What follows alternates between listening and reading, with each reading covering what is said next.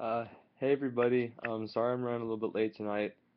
Kind of had to grab some stuff from earlier, but I really just want to jump right into this one. I kind of just been talking about doing this, so I kind of want to get started. The verse I have today is John 15:18 through 25. If the world, this is from the NIV. If you preferred a version of the Bible you got, dude, it's fine. Personally, I like the King James, but this is just the most prevalent. If the world hates you, it's John 15:18 through 25. If the world hates you, keep in mind that it hated me first. If you belong to the world, it would love you as its own. As it is, you do not belong to the world, but I have chosen you out of the world. That is why the world hates you. Remember the words I spoke to you. No servant is greater than his master. If they persecuted me, they will persecute you also. And if they obeyed my teaching, they will obey yours also. They will treat you this way because of my name, for they do not know the one who sent me. If I had not come and spoken to them, they would not be guilty of sin. Now, however, they have no excuse for their sin. He who hates me hates my Father as well. If I had not gone among them when no one else did, they would not be guilty of sin. But now they have seen these miracles, and yet they have hated me, both me and my Father. But this is to fulfill what is written in the law. They hated me without reason. This, I really liked reading this today. Um, sometimes you get encouraging words from people, and sometimes you get the complete opposite from people, man. You get, just words of discouragement. I apologize, you guys. Let me turn that off. It's probably gonna ring somewhere else in the house. I don't know who these people are who keep calling me, but anyway, like I just got some discouraging words today, and I was like, all right, I'm gonna figure out. I'm gonna go type in. What I actually typed in Google was verses when you feel like the world hates you, and John 15 came up, and I read through it, and then those verses just jumped out at me. So basically, it's kind of saying like you're not alone, man. Like no matter what you do, like you're not alone. And Christ ultimately was alone. He was by himself, and he still chose to do what he did for us, and that's really really important to me. Just to have that knowledge, to have that memory. So I'm gonna try to put these verses to memory. And that's something I do every night. Um, and that's just a quick overview. I'm gonna start developing these things more as it grows and as I grow in my faith, my spirituality.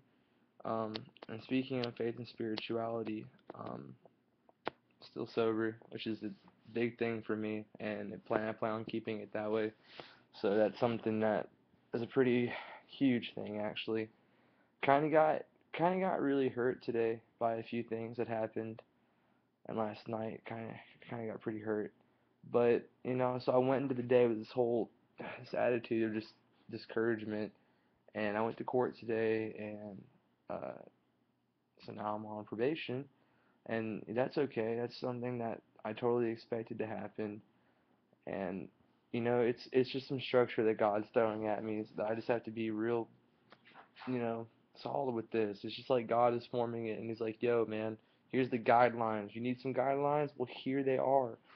And so I'll have these rigid guidelines for the next 2 years, and that's actually kind of like that feeling when you just turned like 18 or 19 and you moved out and you're just starting to realize, oh my gosh, bills, what are these?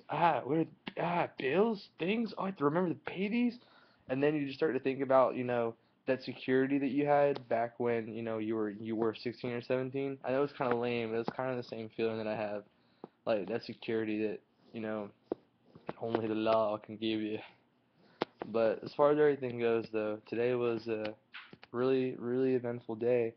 And I feel like I've been talking forever, but it's only been 4 minutes and 17 seconds. So I totally could have gone on longer about that verse earlier. I won't jump around. However, I won't jump around. I don't want to just pop everywhere and pop all around.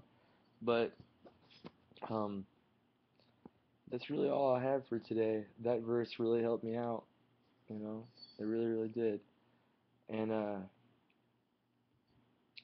probation is gonna be something that I'm gonna have to live and deal with. It's gonna be hard, man, for sure. You know, dude, living on the right path as it is hard, man. It's a really narrow path. And I still struggle with a couple of things, man, but I'm putting them to prayer. Like, I didn't all of a sudden change into this perfect being of, ah. I don't have to sin anymore. It's every day I have to struggle with sin, dude. Every single day. It's just okay. I probably shouldn't do that. Not gonna do that. I really want to do that. I'm not gonna do that. Every day is gonna be a struggle, man. Probably for a long time. And by the grace of God, dude. Another thing I was listening to. Oh my gosh,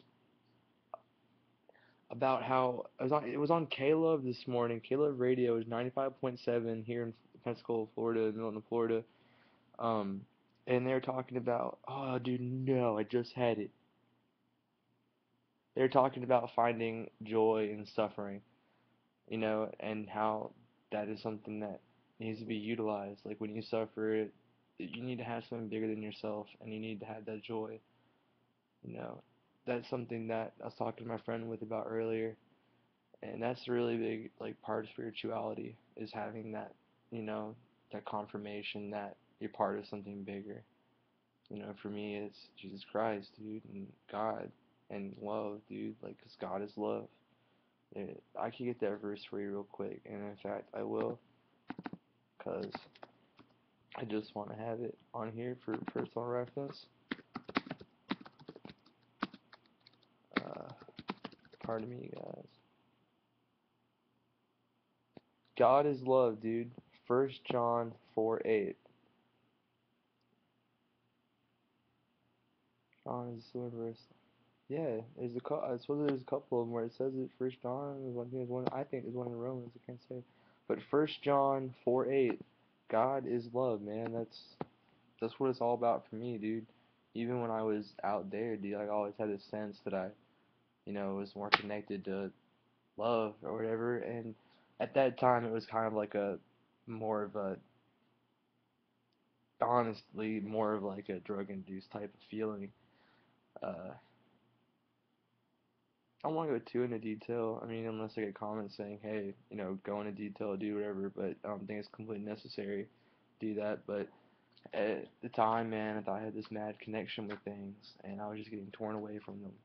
But now I had this moment that though on the car ride home from court, where I like felt myself starting to come back, and I had this like just rapturous joy, like literally in my stomach. Like the opposite of when your stomach drops because you're thinking about somebody you care about and they're not there, like the opposite feeling of that. And I was like, whoa, because I'd been feeling that feeling all day, like, oh my gosh, why, but you're not really supposed to question, man, and you're supposed to give your worries to God. So, like, really, dude, I guess I kind of had it right with the Kuna Matata, man.